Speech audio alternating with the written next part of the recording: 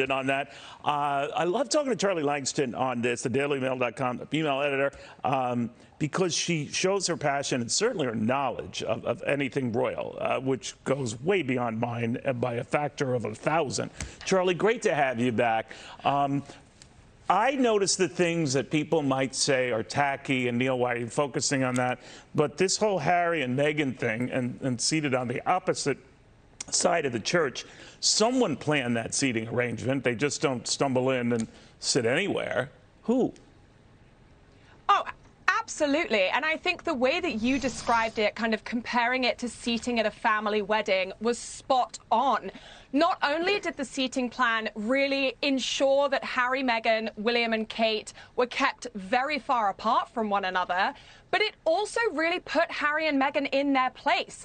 Not only were they seated in the second row, where previously they would undoubtedly have been in the first, they also had to fall way back in terms of the order of importance when it came to the royals leaving the church. We saw Charles, we saw William and Kate, we even saw Eugenie and Beatrice leave St. Paul's Cathedral before Harry and Meghan. Wow. And I think that while that may have been done to ensure that they were kind of held back and they didn't have to have any awkward moments with William and Charles in front of the camera, it also really served as a very clear indication to the entire world, as well as to Harry and Meghan, of just where they now sit in the royal pecking order.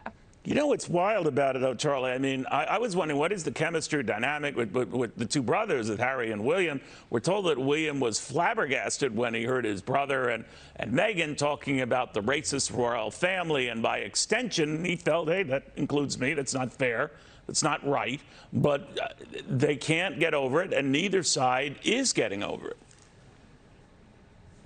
Well, and you have to keep in mind that while that kind of quote, that interview with Oprah, really set this whole thing on fire, it has continued to burn, not purely because of how sensational it was, but because new information continues to come out. We've got Harry's upcoming memoir hanging over the entire Jubilee like a very dark cloud. Wow. Harry and Meghan are also reportedly filming a Netflix reality show. They've had cameras following them in New York. They've had cameras following them in the Netherlands when they were there for the Invictus Games. So it's a little bit difficult, I think, for everyone else in the royal family to just shrug their shoulders, forgive and forget, when they're having to deal with the prospect of even more allegations and more truth bombs, as they've become known, being dropped in the coming months. That's not something that you can just shirk off when you're going around constantly afraid of what one of your closest family members might say about you to the entire world. You know, if I'm Prince Charles, we don't have much time, but I want to pick your brain on this, Charlie, and I know my son's going to have potentially a tell-all book, you know, by the end of this year, and I could be on the verge of assuming the throne myself. I think they call that awkward.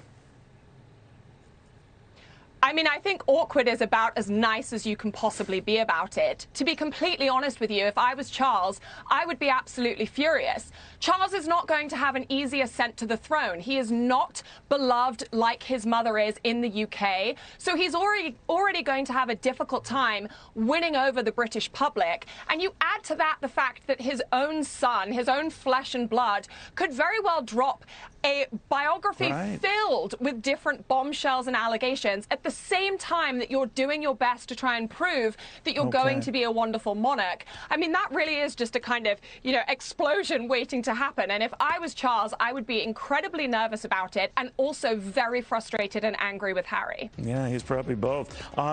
Charlie, you're terrific, and I learn a lot, but I really get excited when I hear you talking about this because I didn't know anything about this. Apparently, they're all royalty. Charlie Langston, thank you very much. Very good seeing you.